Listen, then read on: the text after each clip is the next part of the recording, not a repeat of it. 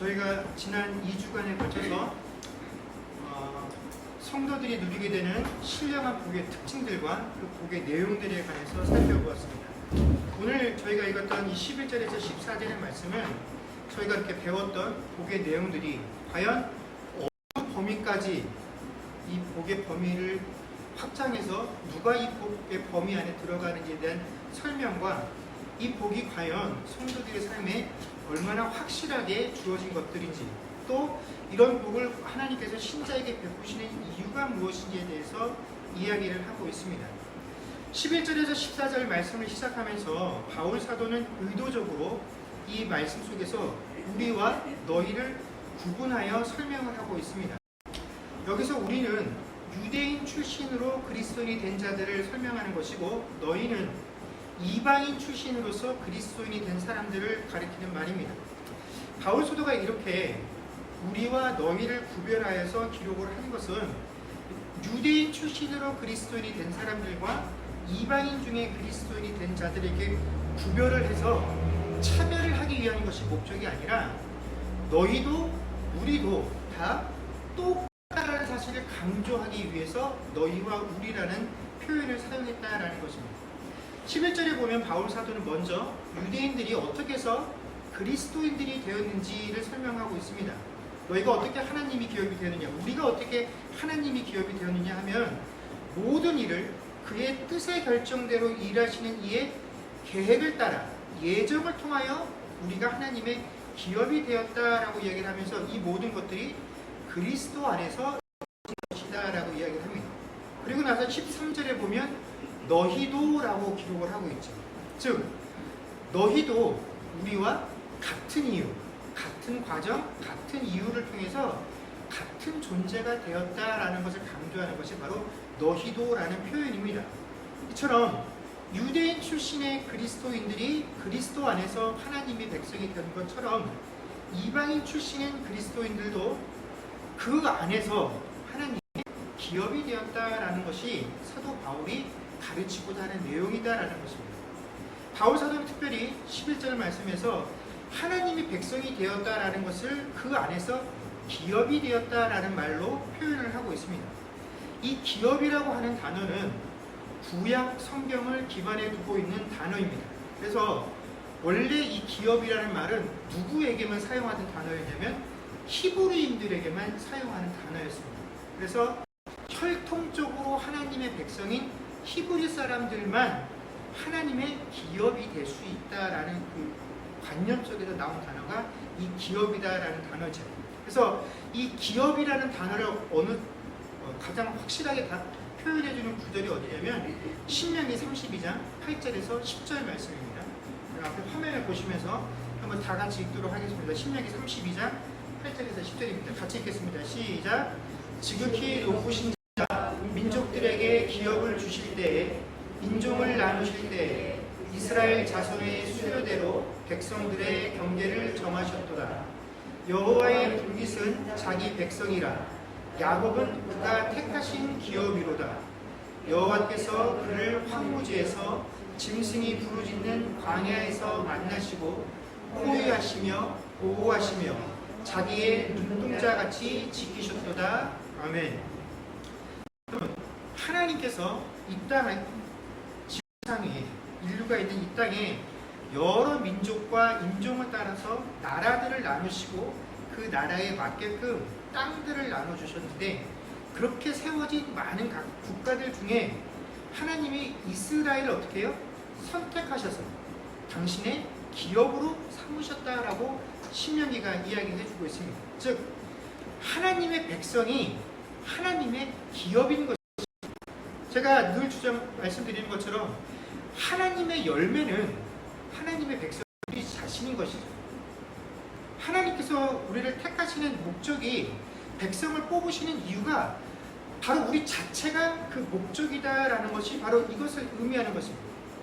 하나님께서 하나님의 백성을 뽑으시는 이유는 이 백성들을 뽑아서 이 백성들을 통하여 하나님께서 무슨 일을 하시고자 하기 위해서 당신의 백성들을 선택하시는 것이 아니다라는 것입니다. 우리를 하나님의 기업으로 삼기 위해서 우리를 택하시는 것이지, 우리를 뽑아서 일하시는 것이 하나님의 목적이 아니다라는 것입니다. 그래서 여기 신명기의 말씀에 보면 뭐라고 되어 있습니까? 하나님께서 야곱, 이스라엘을 선택하셨는데 그 야곱과 이스라엘을 선택하셔서 하나님이 그에게 무슨 일을 시키셨습니까? 그게 아니라 10절에 보면 광야에서 그가 고생할 동안에 어떻게 했다고 하십니까? 하나님께서 그를 호위하시고 보호하시고 눈동자같이 지키셨다라고 우리에게 말씀해주고 계십니다. 하나님께서 우리에게 일을 시키시고 우리를 통하여 뭐를 창조해 내시는 게 목적이다라고 한다면 결말이 이렇게 나서는 안 되죠. 그러나 하나님께서 우리를 당신의 자녀로 선택하시는 이유는 우리를 당신의 기업으로 삼기 위하심이시고, 그렇기 때문에 하나님께서 어떻게 하십니까? 우리가 넘어질까, 다칠까, 부러질까, 생채기가 날까 늘 하나님께서 우리를 호위하시고 보호하시고 눈동자같이 지켜주신다라는 것입니다. 이것이 하나님께서 하나님의 백성을 선택하시는 이유다라는 것입니다. 이런 의미에서 유대인으로서 그리스도인이 된 자나 이방인 출신으로 그리스도인이 된 자나 우리 모두가 다 하나님 안에서 하나님께 그렇게 보호받고 위로받고 누군가같이 지킴을 받는 존재이기 때문에 너희나 우리나 전혀 다를 것이 없다라는 것이 사도 바울의 주장이다라는 것입니다. 바울 사도가 우리와 너희가 다 같다라고 이야기함으로써 더 이상 하나님의 백성이 되는 조건이 혈통적인 유대인이라는 그런 조건으로 되는 것이 아니다라는 것입니다. 이제 더 이상 하나님의 백성은 이스라엘을 의미하는 것이 아니라 오로지 그리스도 안에서 하나님의 백성이다라는 이런 정체성, 이런 조건이 정의가 되어지게 된다라는 것입니다. 그리고 사실 원래부터 성경에서는 혈통적으로 하나님의 백성을 언급한 적이 단 한 번도 없다라는 것입니다. 하나님은 분명히 아브라함의 후손이 당신의 백성이 될 것이다 라고 약속을 하셨습니다. 그런데 아브라함에게는 두 아들이 있었죠. 이스마엘과 이삭입니다. 또 이삭의 자손 중에도 두 아들이 있었죠. 에서와 야곱이 있었습니다. 그렇다면 이 모두가 다 아브라함의 후손이니까 이들 모두가 다 하나님의 백성이 되어야만 합니다. 그런데 이들 모두가 하나님의 백성이 된 것이 아니라 그 중에서 하나님께 택함을 받은 자들만, 하나님의 약속 안에 들어와 있는 자들만이 하나님의 백성이 되어진 것이지, 누구도 아브라함에게서 난 혈통이라는 조건을 가지고 하나님의 백성이 된다라고 하나님께서 해주신 적이 없다라는 것입니다. 그럼에도 불구하고 세월이 점점 흘러가게 되면서 이 약속을 받은 것이 아브라함의 후손이요 하나님의 백성이 되는 조건이 아니라 어느덧 무엇이 하나님 백성의 조건이 되어지게 됩니까? 히브리인이라는 이 같은 피를 나눈 조건이 스리슬쩍 하나님 백성의 조건이 되어버렸다라는 것입니다. 그러다 보니까 이 혈통을 내세우면서 이 혈통 밖에 있는 사람을 이방인이다라고 칭하며 이 이방인들을 멸시했죠. 그 사람이 하나님의 약속 안에 들어와 있는 사람이냐 하는 것은 관계없이 그냥 히브리인이 아니면 다 이방인이고 하나님께 배척받은 존재다라는 것이 이 유대인들이 가지고 있었던 생각이다라는 것입니다. 그런데 이것이 교회의 역사 안에서도 고스란히 드러나게 된다라는 것입니다. 여러분, 이처럼 사도 바울이 유대인 출신이든 이방인 출신이든 그런 피, 이제 인종, 나라 그런 것들은 아무런 이유가 되지 않고 오직 그리스도 안에 있는 자들이라면 그 이유만으로 다 하나님의 백성이 되어지는 것이다 라고 이야기를 하고 있음에도 불구하고 또 그렇게 되어지는 것이 다 하나님의 은혜와 역사의 결과로 되어지는 것이다 라는 것이 성경의 가르침에도 불구하고 하나님의 계획은 이 만물을 어떻게 하는 겁니까? 우리가 지난주에 배운 것처럼 하나로 통일되게 하시는 것이 하나님의 뜻과 계획임에도 불구하고 교회는, 기독교는 어떻게 합니까? 하나님의 섭리와 역사심은 그 모든 것들을 배격하고 그리스도 안에서 한 형제요 한 자매다라고 이야기를 하고 있지만 먼저 들어온 국가와 먼저 들어온 인종들은 그것들을 근거로 삼아서 어떻게 하든지 이 하나님께서 세우시려는 하나님들을 계속해서 거절하고 있다는 것입니다. 그래서 기독교의 역사는 하나님에게 만드시려는 이 하나님의 섭리와 역사, 그리고 그 안에서 하나님의 이름을 빙자해서 그 뜻과는 정반대로 차별하고 구별하고 억압하는 이 인간들의 열심이 뒤섞여 있는 것이 이 기독교의 역사다라는 것입니다. 그래서 오늘날 기독교를 쭉 들여다보게 되면 자꾸 우리 자신이 이방인이었다라는 사실들을 까먹고 있습니다. 우리 한국 사람들도 이방인이죠. 그런데 어느 나라든지 다 마찬가지입니다. 그런데 몇 대에 걸쳐서, 수천 년에 걸쳐서 우리 가족이, 우리 조상 대대로 우리가 기독교를 믿고 있다 보니까 자기 자신이 이방인이었다라는 사실들을 까먹어요. 내가 어떻게 하나님의 백성이 되었는지를 잊어버리고 산다라는 것입니다. 그러다 보니까 내 부모와 내 조상들의 노력과 헌신으로 내가 하나님의 기업이 되었다라고 생각들을 합니다. 내 부모가 안 믿다가 내에 대해서 믿는 사람들은 이게 하나님의 은혜고 하나님의 역사하심이다라는 의식이 강합니다. 그런데 몇 대에 걸쳐서 부모가 예수를 믿는 가정에서 태어난 사람들은 그냥 하나님이 나를 택하시고 하나님이 간섭하셔서 내가 하나님의 백성이 되었다는 이 인식이 굉장히 희박해요. 주변 사람들도 그렇습니다. 부모가, 할아버지가 기도하고 할머니가 기도하고 부모가 기도하고 그래서 그 자녀가 크리스찬이 됐다라고 이렇게 생각들을 한다라는 것입니다. 여러분, 그러나 어떤 크리스찬도 하나님과 1대1의 만남과 하나님의 계획함이 없이는 그리스도인이 될 수 없습니다. 부모의 기도로 그리스도인이 되는 자녀는 한 명도 없습니다. 하나님께서 택하셨기 때문에 그 자녀가 내 자녀가 하나님의 자녀가 되는 것이지 내 기도로, 내 보살핌으로 하나님의 자녀가 되는 것 아니에요. 그래서 13절 말씀에 보면 유대인이나 이방이나 심지어 이 말씀을 기록하고 있는 바울 사도조차도 무엇으로 복음을 듣고 믿게 된다라고 얘기를 합니까? 구원의 복음을 듣고 믿게 된다라고 바울 사도가 기록하고 있다라는 것입니다. 이것을 통해서만 복음이 무엇인지를 알게 되고 깨닫고 믿게 되어진다라는 것이죠. 이거 외에는 방법이 없다라는 것입니다. 사도인 나조차도 이것으로 내가 예수를 믿게 된 것이지 다른 것이 나를 간섭한 적이 없다라는 것입니다. 혹 신자들 중에는 내가 어떻게 예수 믿게 되었느냐 하는 그 고백들 속에서 자기는 다른 사람들과 분명히 좀 다른 구별되는 특별한 체험들을 했다라고 해서 그 체험들을 통해서 내가 예수 믿게 되었다라고 여기는 이들이 있는데 여러분 그렇지 않습니다. 어떤 누구도 체험을 통해서 예수 믿는 사람은 없습니다. 그 체험은 그 사람으로 하여금 그들이 예수 앞으로 나오도록 복음 앞에 무릎을 꿇도록 하는 데까지만 역할을 하는 것이지 누구라도 한 사람도 예외 없이 오직 이 복음의 내용을 듣고 그 과정들을 통해서만 예수를 믿는 자로 변화되어질 수 있게 된다는 것입니다. 여러분 그래서 체험으로 예수를 믿게 되는 경우는 없습니다.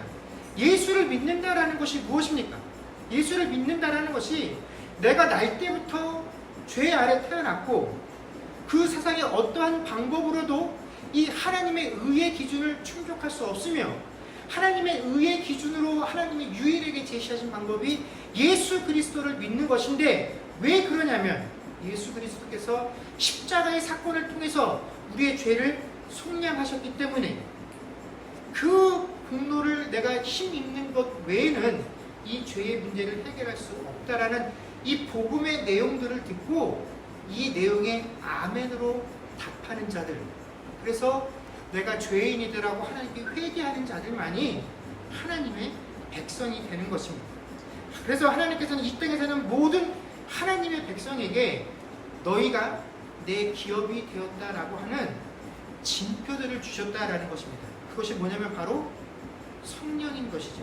13절에 바울 사도는 유대인이냐 이방인이냐 하는 것과 상관없이 하나님의 기업이 된 모든 백성들에게는 성령으로 인을 치셨다라고 기록을 하고 있습니다. 인을 쳤다라는 말은 잘 아시는 것처럼 뭡니까? 하나님의 소유라고 하나님께서 도장을 찍으셨다라는 것입니다. 그 고대 시대에는 노예나 가축에게 주인이 내 소유다라는 그 주인의 심벌을, 마크를 누구라도 섞여 있어도 그 도장을 보고 이 짐승의 이 노예의 주인이 누구나 할 수 있도록 그 도장을 찍는 과정을 인을 친다라고 하는데 바로 그것과 똑같다라는 것입니다. 어디 출신이든 어디 인종이든 그것과 상관없이 하나님은 하나님의 소유된 백성들에게는 다 인을 쳤는데 그 인침의 증거가 성령이다라는 것입니다. 그리고 간혹 이 성령의 인치심을 가지고 이것이 무엇을 의미하느냐 하는 걸 가지고 논쟁이 되는 경우들이 있습니다. 혹자들은 이 성령의 인치심이다라는 것이 성령께서 우리 안에 오셔서 내주하시는 것과는 별개되어지는 어떤 특별한 능력이나 지위를 부여받게 되는 소수에게만 한정되어지는 특별한 경험들이다라고 주장들을 하는데, 오늘 우리 말씀에 나오는 것처럼 성령의 인치심이다라는 것은 하나님께서, 성부 하나님께서 주체적으로 내 방법들을 통해서 내 백성이 된 자들에게 모두 내 소유다라고 도장을 찍으신 것이 바로 인치심이고, 그 도장의 모양이 무엇인 겁니까? 성령이다라는 것이죠. 어떤 특별한 능력을 발휘하는 것이 아니라 하나님 것이다라는 증명이 뭐냐? 그게 성령이다라는 것입니다. 이것이 사도행전부터 계속해서 강조되어 왔던 내용이기도 하죠. 여러분, 예수님께서 승천하시면서 남아있는 제자들에게 뭐라고 말씀하십니까? 어디로 가지 말고 성령께서 오실 때까지 그 성령을 기다리다라고 이야기를 하십니다. 여러분, 예수님께서 승천하실 때 그 남겨져 있었던 제자들은 이미 다 어떤 자들입니까? 예수를 믿어서 그 십자가의 사건들을 경험하고 부활하신 예수님을 주로 고백하는 그 과정들을 이미 다 겪은 사람들입니다. 이미 예수를 자신의 구세주라고 다 고백한 사람들이죠. 그럼에도 불구하고 예수님께서 뭐라고 하십니까? 성령을 받을 때까지 꼼짝하지 말고 기다리라라고 이야기를 합니다.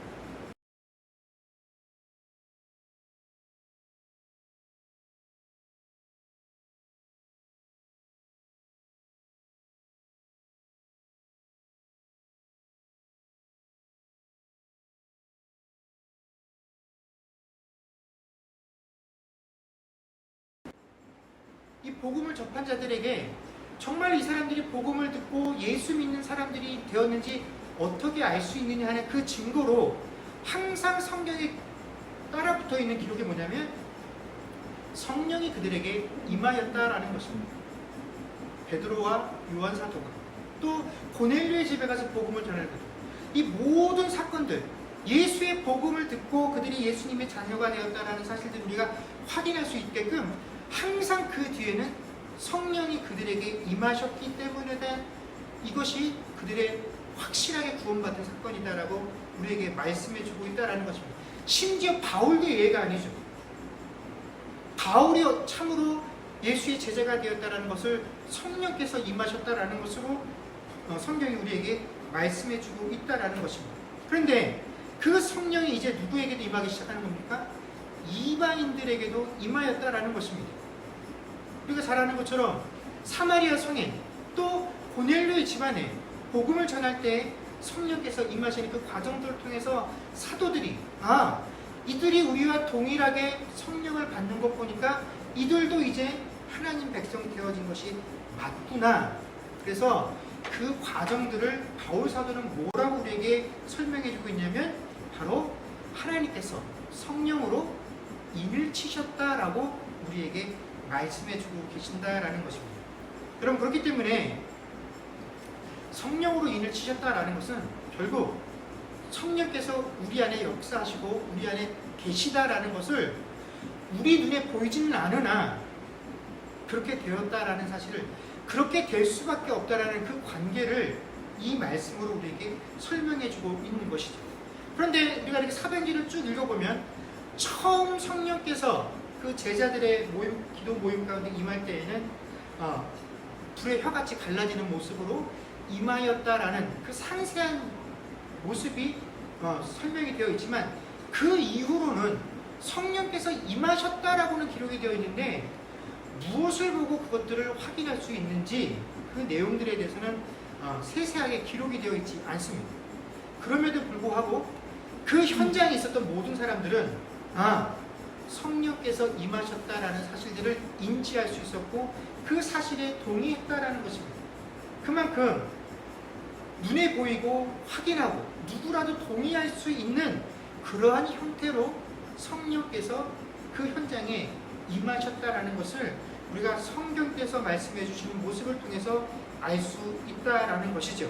그래서 우리가 이 성령의 인침을 이렇게 대면하게 되면서 우리는 늘 어떤 성령께서 우리 안에 내주하시고 성령이 우리 안에 역사하신다는 그 모든 모습과 형상들에 대해서 어떠한 생각들을 가지고 있냐면 그것이 어떤 능력으로 우리의 삶에 드러나게 되고 그래서 은사나 어떤 특별한 경험들을 생각하게 되는데 우리가 잘 아는 것처럼 성령께서 역사하시는 모습은 다양하게 나타날 수 있습니다.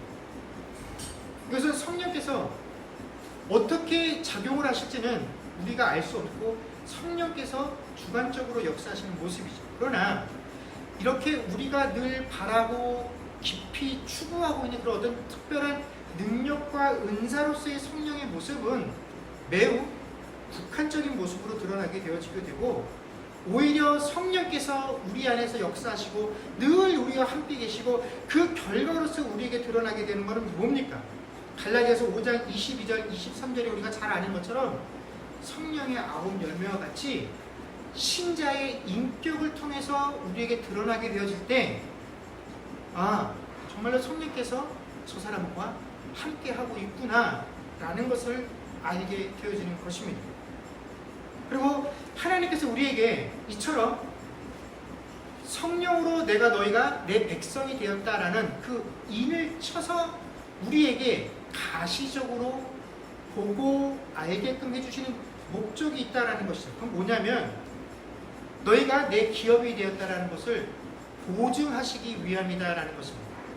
그럼 여기서 보증이라고 번역되어진 이 헬라어는 아라본이라는 단어인데 말 그대로 보증이라는 거 다들 아시잖아요. 이거 원래 상거래할 때 쓰이는 말인데 뭔가 우리가 살 때 그 금액이 크면 내가 이것을 꼭 살 것이다 라는 것을 약속하기 위해서 마치 일종의 계약금처럼 미리 어느 정도의 선금을 내는 것, 첫 지불 금액 이것들을 우리가 보증금이다 라고 이야기를 합니다. 이건 뭡니까? 내가 그것을 분명하게 구입할 것이다 라는 것을 법적으로 유효하게 만드는 그 기능을 하는 게 보증이죠. 그래서 보증금을 내야 비로소 이 사람이 정말 이걸 사겠다라고 하는 의지가 있구나. 그래서 계약서를 쓰기 시작하게 되는 거죠. 이처럼 보증을 한다라는 것은 그 보증금, 그 보증하는 행위를 통해서 내가 얻게 될 그 원래 목적, 그 구체적인 것과 분리되어진 것이 아니라 그것의 첫 부분에 해당되어지는 것입니다. 근데 이런 의미에서 성령도 마찬가지죠. 하나님께서 우리에게 성령을 주셔서 그 성령이 내 안에 계셔서 내가 하나님의 자녀가 되었어 라고 하는 것을 인쳐서 내가 성령이 내 안에 있으니까 그러면 하나님께서 과연 어떠한 내용을 우리에게 보증하기 위해서 성령을 우리에게 보증으로 인을 치셨느냐. 단지 너희가 내 백성이 되었으니까 이제 너희는 죽으면 하늘나라에 오게 될 것이야 하는 그 사후에 죽어서 천국에 들어갈 것에 대한 그 마지막 때의 유산을 약속하는 것이 아니라 실제로 지금 현재의 삶에 있어서도 내가 너에게 주겠다고 한 그 천국의 맛을 보여주겠다라고 하는 것이 그 보증으로 주신 것이 성령의 역할이다라는 것입니다. 이것은 마지막 때에 우리가 받을 것에 비하면 굉장히 작은 것입니다. 그러나 그 작은 것조차도 우리가 이 세상을 살아나감에 있어서 그 가치를 느끼기에는 충분하다라는 것이죠. 우리가 이것을 어떤 식으로 이해를 하면 좋냐면 약혼 반지를 생각하시면 됩니다. 실제로 이 보증이라고 번역되어진 이 헬라어 아라고는 또 어떤 단어의 원어로 쓰이고 있냐면 그 약혼 반지라는 그 헬라어의 같은 어원을 쓰고 있기도 합니다. 우리가 한국에서는 결혼식 예물로 그 다이아 반지를 결혼식을 할 때 주고받지 않습니까? 그래서 다이아 반지가 웨딩 반지로 사용이 되고 있습니다. 다이아를 웨딩 반지로 쓰는 이유는 뭐 여러 가지 이유가 있겠습니다만 한 두 가지 정도로 생각을 할 수 있을 겁니다. 이게 가장 단단한, 보석 중에는 가장 단단하기 때문에 그 단단함을 빌어서 이 결혼하는 커플들이 깨지지 않고 이렇게 오랫동안 그 결혼 생활을 지속하기를 바라는 마음들이 있을 것이고, 제가 볼 때는 이것보다 더 큰 이유는 다이아가 비싸기 때문이죠. 비싸기 때문에 그 웨딩 반지로 다이아를 주는 겁니다. 나중에 혹시라도 그 결혼이 깨지게 되면 반지를 다이아에 큰 돈을 들여서 줬는데 결혼이 깨지면 어떻게 하겠습니까? 돌려달라 하기도 참 그렇고, 그래서 큰 돈을 들여서 주는 것이다 라고 생각을 합니다. 근데 왜 제가 그렇게 하냐면 원래 이 반지가, 다이아 반지가 웨딩 반지였기 때문에 그렇다라는 것입니다. 웨딩 반지가 아니라 약혼 반지였기 때문에 그렇다라는 것입니다. 원래 이 약혼식 때 썼던 게 이 다이아몬드 반지죠. 그래서 이 약혼식 때 다이아로 반지를 쓰는 이유가, 비싼 예물을 쓰는 것은 무엇을 의미합니까? 결혼을 계획하고 약속하는 이 순간부터 실제로 결혼식을 올리게 되는 그 날까지 어떻게 해요? 둘이 사랑을 계속 지켜서 우리가 마지막에 결혼을 꼭 하겠습니다. 이 결혼 예물을, 약혼 예물을 주는 사람은 내가 그때까지 당신을 향한 이 사랑을 변치 않고 이어가서 당신을 꼭 내 아내로 맞이하겠습니다. 이 내 진심이 얼마나 진짠지를 보여주기 위해서 뭘 하는 겁니까? 비싼 걸 주는 거죠. 진심이야. 그리고 그 날이 올 때까지 내 약속이 진실이라는 걸 이 반지를 보면서 어떻게 하라는 거예요? 계속 진짜구나, 진짜구나. 그 비싼 걸 보면서 느끼라고 다이아를 약혼 반지로 주는 것이죠. 내가 반드시 너와 결혼할 것이다 라는 그것을 보증해 주는 것이 바로 다이아라는 비싼 보석을 들여서 반지를 주는 이유다라는 것입니다. 그래서 뭐 다 그렇지는 않겠지만 약혼식 반지는, 이 북미 지역에서는 약혼식 반지는 호화롭지만 오히려 실제로 웨딩 반지는 그 약혼식 반지보다 더 저렴하고 소소한 것들을 사용을 한다고 합니다. 그래서 드라마나, 한국이 아니고 미국에서 하는 드라마나 영화를 보면 그 프로포즈를 할 때, 프로포즈를 해서 당장 결혼하는 게 아니라 이제 결혼하자는 그 약속을 잡는 거지 않습니까? 너와 나가. 그래서 그때 이 반지를 주면 그 반지를 받는 여자들의 표정이 어떻습니까? 그야말로 천국에 들어가는 표정들을 짓지 않습니까? 왜냐하면 그 반지 자체가 큰 가치를 가지고 있기 때문에 그렇다라는 거죠. 물론 사랑하는 사람과 결혼하게 되는 가치에 비하면 그 보석이 주는 기쁨이나 가치는 작은 것이겠죠. 그러나 그것만으로도 이미 큰 가치가 있다는 것입니다. 내가 나랑 결혼하겠다고 말하는 이 사람은 충분히 믿을만 하구나 라고 그것을 받는 대상이 느낄 수 있다는 것이죠. 이것이 바로 보증이 주는 의미다라는 것입니다. 하나님께서 성령을 우리에게 이렇게 보증으로 주셨다라는 것은 그것을 의미하는 것이죠. 너희가 하나님 나라 안에 들어와서 맛보게 될 것들은 너희가 감히 상상도 할 수 없는, 왜냐하면 우리는 하나님 나라에 살아본 적이 없기 때문에, 사실 하나님께서 성경을 통해서 우리에게 하나님 나라는 이런 곳이야 라고 이야기를 하지만 우리는 상상할 수 없습니다. 사자와 함께 뒹굴고 독사굴에 손을 넣어도 물리지 않는, 여러분 그런 게 상상이 되십니까? 우리는 상상하려고 해도 상상이 안 돼요. 왜냐하면 늦는 순간 100% 물릴 것이고 사자 옆에 뒹굴고 있으면 핏덩이가 될 것이기 때문에 우리는 그 상황을 상상할 수 없습니다. 그러면 그것들은 다 죽어서 하나님 나라에 가서나 느낄 수 있는 것이고 이 땅에 사는 나는 계속 힘들고 어렵지만 그것들을 참으면서 살아야 되는구나. 그것이 아니다라는 것이죠. 성령을 우리에게 주셔서 하나님께서 우리에게 보증하려고 하시는 내용은 하나님 나라가 그런 곳이다라는 것, 너희가 이 땅에 살면서도 얼마든지 맛볼 수 있다라는 것입니다. 물론 그날 가서 주 안에서 누리는 것에 비하면 분명 여기서 살면서 우리가 경험할 것들은 제한이 되어 있는 것들이지만 그 제한된 것들 속에서도 충분히 우리가 기뻐하고 만족할 만한 것이 성령이 우리 안에 계신다라는 의미이다라는 것입니다. 그래서 우리가 이 세상을 성령께서 우리와 함께 하시니 라고 하는 것만으로 충분히 감당할 수 있다라는 것, 이것이 성령을 우리에게 보증으로 주셨다라는 말씀의 의미입니다. 그리고 성령이 우리에게 보증이 되셨다라는 이 말씀의 더 큰 가치는 그것의 유효기간에 있습니다. 14절에 보면 성령께서 우리가 기업이 되었다라는 것에 보증이 되시는데 언제까지냐면 그 얻으신 것을 속량하실 때까지 그렇다라는 것입니다.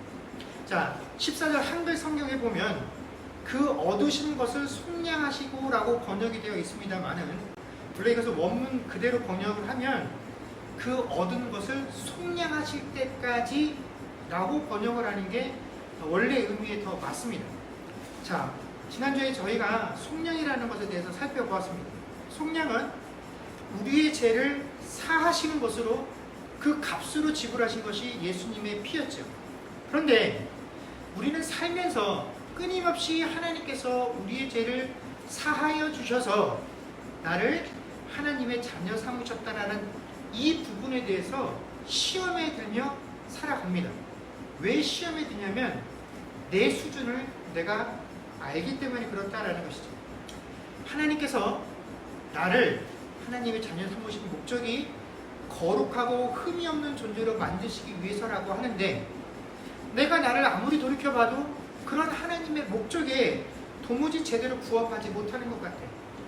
하나님께서 원하시는 게 열이라고 한다면 나는 하나도 제대로 못 따라가는 것 같아 하는 이 내 모습들을 보면서 하나님은 나를 포기하지 아니하시는데 나 스스로가 나를 포기하게 되는 경우가 많다라는 것입니다. 하나님이 나를 포기하시면 어떡하지? 난 틀렸어. 난 이건 못할 것 같아. 그러나 우리를 소유하시고 그 소유함을 통하여 우리를 거룩하고 흠이 없는 존재로 만드시겠다라고 하는 이 하나님의 뜻과 계획은 절대로 변하지 않는다라는 것입니다. 그것들을 보여주시고자 하는 그 하나님의 뜻이 바로 성령을 우리에게 주셔서 보증을 하신다라는 것이죠. 내가 절대로 내 뜻을 바꾸지 않을 거야. 네가 아무리 어떤 생각을 갖고 스스로 자포자기를 하든 너는 자포자기를 해도 나는 너를 포기하지 않아. 내가 끝까지 너를 끌고 갈 거야 하는 그 보증의 내용이 어디까지 할 거냐면 너희 죄가 사하여질 때까지 내가 그렇게 하겠다라는 것입니다. 여러분, 하나님이 우리보다 더 우리를 더 잘 아신다라고 우리가 고백하지 않습니까? 하나님은 우리가 깨끗하지 않다라는 것을 잘 알고 계십니다. 우리가 깨끗하여졌다라는 것은 하나님께서 그렇게 여겨주시는 것이지 우리가 정말로 아무 티 없이 순배가 같은 그런 영혼이 되어진 것이 아니다라는 것이죠. 사도 바울이 로마서에 기록하고 갈라디아서에 얘기하는 것처럼 우리는 그 안에서 끊임없이 합니까? 하나님의 법과 죄의 법이 끊임없이 충돌을 하고 있는 그런 존재입니다. 그래서 비록 마음속으로는 하나님의 법을 즐거워하지만 육체로는 어떻게 해요? 이 죄의 법을 따라가고 있는 것이 우리의 모습이다라는 것입니다. 사도 바울이 내가 그렇다라고 고백을 하고 있지 않습니까? 그렇기 때문에 하나님은 이 거룩하고 흠없게 하시려고 하는 그 하나님의 뜻과 계획을 절대로 멈추지 아니하신다라는 것입니다. 영원히 우리를 포기하지 아니하시고 그 일을 우리가 하나님 앞에 서는 그날까지 행하시겠다라는 것입니다. 이것을 이루시겠다라는 그 하나님의 뜻과 의지를 보여주신 것이 뭐냐면 성령을 우리에게 인쳐주셨다라는 것입니다. 내가 마지막 날까지 너희를 포기하지 아니할 것이야 라는 것입니다. 그럼 우리는 오늘까지 모두 3주에 걸쳐서 이 에베소서 1장 3절에서 14절까지의 말씀을 살펴보았습니다. 이 3절부터 14절까지가 총 14절인데 1, 2절을 제하고 3절부터 14절을 하면 총 12절이 됩니다. 우리가 12절을 3주에 걸쳐 살펴보았는데 사실 우리가 임의로 3절에서 14절이라고 나눠져 있는 이 구절은 원래 원문에는 한 문장으로 되어 있는 구절입니다. 여러분, 바울 사도가 저희가 이렇게 골치 아프고 이게 도대체 무슨 내용이야 하고 곰곰이 살펴보고 또 살펴보고 그 뜻이 무엇인지를 추적해 나가는 이 내용을 한 문장 안에 다 담아 놓았다라는 것입니다. 그걸 보면 이 바울 사도가 얼마나 복음이라는 것에 대해서 이 진리라는 내용에 대해서 확고하고 완벽했었는지를 우리가 짐작할 수 있죠. 이 내용을 한 문장 안에 다 표현을 해줬다라는 것입니다. 그래서 오늘 저희가 읽었던 이 11절, 14절의 말씀은 따로 띄워놓고도 그 의미가 있지만 사실은 저희가 앞서 살펴봤던 이 두 주간의 말씀까지 포함해서 이 전체의 내용에 대한 결말에 해당되어지는 부분입니다. 즉 하나님께서 당신의 백성들을 택하시고 예정하시고 속량하시고 그런 하나님의 백성들에게 당신의 비밀들을 알려주시고 유대인이냐 이방인이냐 하는 그런 혈통적인 구별 없이 모두 다 하나님의 소유로 삼아주시고 이 사실들을 우리에게 확신시켜 주시고 안심시켜 주시기 위해서 성령으로 인치시고 보증해 주시는 그 이유가 무엇이냐? 그것이 바로 하나님의 영광을 찬송하게 하려 하십니다라는 것입니다. 여러분, 사실 보증이라는 것이 어떤 겁니까? 보증은 물건을 사려고 하는 사람이 파는 사람에게 내가 그거 분명하게 살 거야 라고 하는 의미로 지불하는 게 보증이죠. 그렇다면 하나님과 우리와의 관계 속에서 하나님께서 우리에게 하나님 나라, 천국을 주시겠다라고 말을 하면 내가 그것을 꼭 사겠다라고 하면서 보증을 걸어야 될 사람은 실제로 누굽니까? 우리죠. 아니 그렇게 좋다니 내가 그걸 꼭 사겠습니다 하나님. 근데 내가 가진 게 이것밖에 없어요. 그러니까 요거라도 받고 나를 하나님 자녀 삼아주시겠습니까? 라고 하는 게 사실 우리가 알고 있는 엄밀한 보증의 의미이지 않습니까? 이게 원래 계약대에 따르면 우리가 보증을 걸어야 되는 것입니다. 그런데 이거는 반대로 하나님께서 어떻게 하십니까? 하나님께서 우리에게 주시겠다라고 말하는데 내가 꼭 줄 거야 라고 하시면서 우리에게 뭘 주셨다고요? 보증을 거셨다라는 것입니다. 우리가 혹시 헷갈릴까? 하나님께서 주시겠다고 하는데도 그것을 우리가 못 믿을까?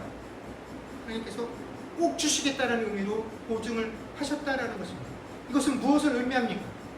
결국 우리가 하나님께 받는 이 모든 것들은 하나님께서 우리에게 일방적으로 주시는 것이지 우리가 하나님께 받은 것 중에 무엇 하나라도 하는 것이 없다라는 것입니다.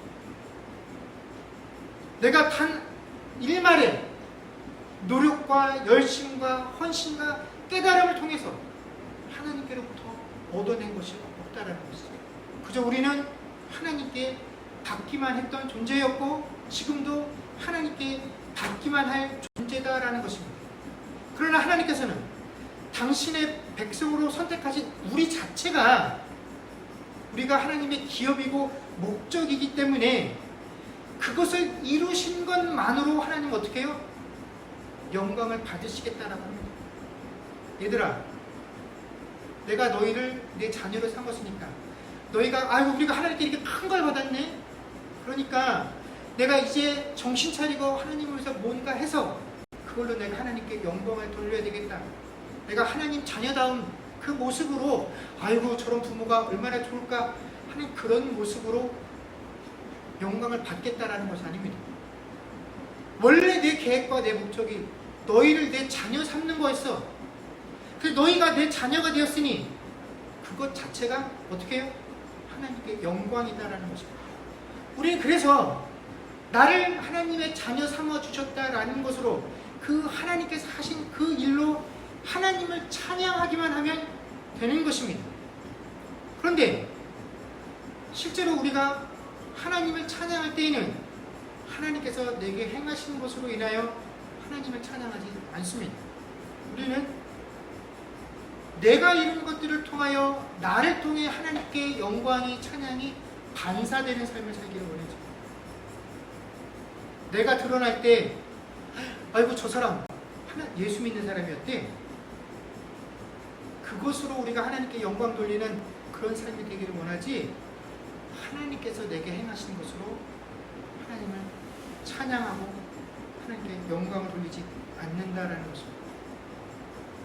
하나님은 그것을 원하지 아니하십니다. 우리가 많은 사람들 앞에서 내가 잘되고 성공하는 그 모습들을 통해서 하나님께 영광을 돌립니다. 그 사람들은 하나님 보지 않습니다. 그 사람들은 상 받은 사람만 봅니다. 그것으로 하나님께 영광 돌린다라고 생각하지 마십시오. 우리는 하나님께 받은 것으로 이미 하나님께서 영광을 취하셨고 우리는 그 하나님을 찬송할 수 있을 뿐입니다. 그러니 우리의 역할에 충실한 자들이 되어야 합니다. 이것이 하나님께서 우리에게 원하시는 그 백성들에게 원하시는 모습이다라는 것이죠. 여러분, 약혼 반지를 하나님께서 우리에게 주셨습니다. 그런데 세상의 여인들이 사랑하는 사람에게 그 약속의 징표로 받은 그 반지를 받았을 때만큼이나 기쁨, 그것이 과연 우리 신앙인으로서의 삶 속에 존재하고 있습니까? 성령을 받았기에 나는 이제 당신이 내게 준 그 모든 약속들을 신뢰하고 믿을 수 있습니다. 그 사이에 아무리 어려운 일이 있고 의심이 가는 일이 있어도 결코 그 약속이 변하지 않을 것이다라는 그것을 믿습니다라는 그런 신뢰들이 우리에게 있습니까? 우리가 받은 것이 결코 적지 않지만 우리는 늘 하나님께 하나님 불안합니다. 초조합니다. 이것도 주십시오. 저것도 주십시오. 여전히 우리의 삶은 부족합니다라고 하나님께 고백하며 뭔가 채워달라고 하는 그런 요구의 삶들을 살고 있지 않습니까? 내가 하나님께로 받은 것들이 이미 충분하다라는 것, 그리고 하나님께서 마지막 그 순간까지 그것들을 거두어가지 아니하실 것이다라는 그 하나님의 징표들을 우리가 부족하지 않은 것으로 여기며 이미 하나님께 받은 것으로 인하여 하나님을 온전히 찬양하며 살아갈 수 있는 저와 여러분들이 되어질 수 있기를 주의 이름으로 간절히 축원합니다. 기도하겠습니다. 그렇습니다. 주님, 우리가 세상을 살아가면서 눈에 보여지는 그 보석을 통해서 상대방에게 전해지는 그 진심을 통해서도 우리는 기뻐하고 신뢰의 마음들을 가지고 그 사람이 자기에게 던져준 약속들을 이룰 날을 기대하고 소망하며 살아갑니다.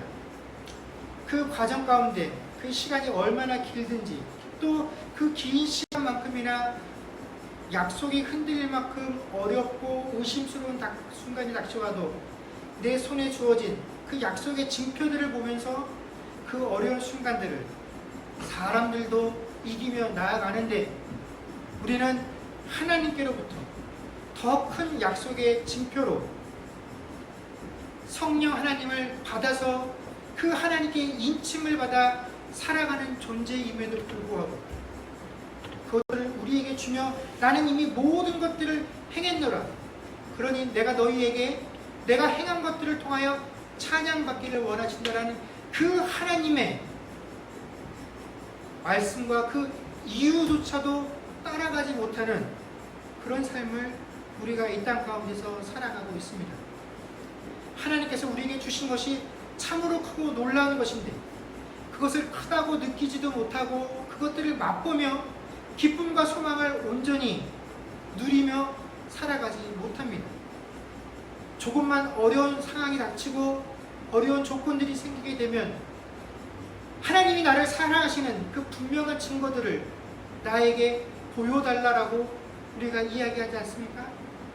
이 시간들을 줄여달라고 이야기하지 않습니까? 그러나 하나님께서는 이미 우리에게 분명한 것들을 주셨고, 이것은 우리가 죽어서 하나님 앞에 서는 그 순간까지 결코 바뀌지 아니할 하나님의 영원한 징표인 것입니다. 하나님, 그러니 우리가 받은 것으로 인하여 기뻐하고 즐거워하며, 하나님 아무리 어렵고 힘든 상황 속에서도 이 하나님의 약속으로 인하여 아버지는 힘이 되어지고 소망이 되어지는 삶을 살아가는 자들 되게 하여 주옵소서. 감사드리며 우리 주 예수님의 이름으로 기도드립니다. 아멘.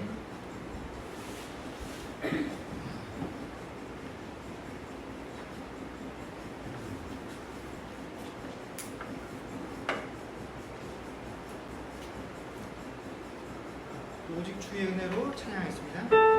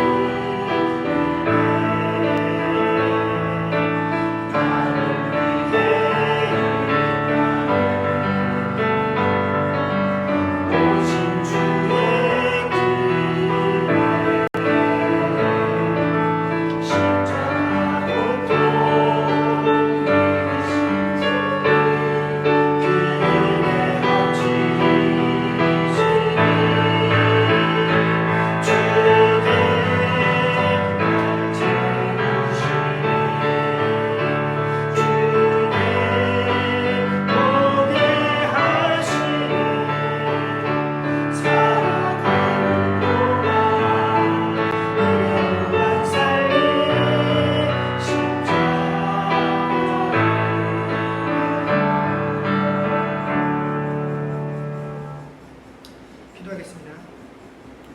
지금은 우리 주 예수 그리스도의 은혜와 하나님 아버지의 크신 사랑과 성령님의 교통하심과 충만케 하는 역사가 이제 우리가 영원히 함께 하시겠다는 보증으로 우리의 삶에 인침받은 그 성령을 따라 그 성령께서 주시는 희망과 소망으로 이 땅을 살아가기로 고백하는 주의 백성들과 그들의 가정과 사업과 자녀들과 미래와 이 교회 위에 이제로부터 영원토록 함께 있을지어다. 아멘.